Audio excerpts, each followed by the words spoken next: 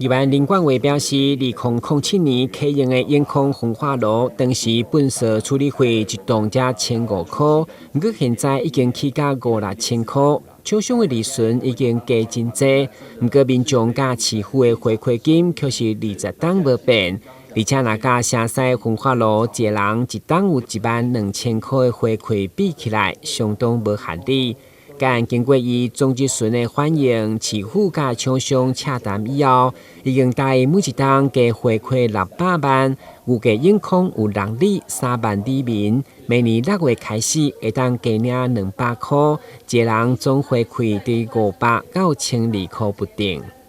在明年的大概6至9月，每一年的6至9月发放，那总共人数有3万人，大概一个人多发200块了。好，这边跟市长说明一下，报告一下，也希望市长可以全力支持。您的关心我们也知道了，那谢谢大家的关心，我们也会既然厂商他愿意再提拨更多的费用，这也是合理的，所以我们也希望赶快跟厂商把那个密切监督他利润出来，就赶快要编列这个经费给我们当地的民众。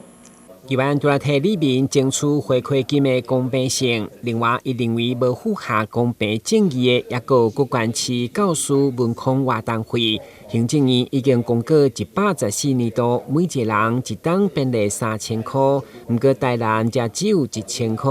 对此，市长回应，台南的福利并无减少，只是分散伫其他相关的预算项目，所以未来会做伙纳入文康活动费，同款是3000块。台南新闻管制林银光采访报道。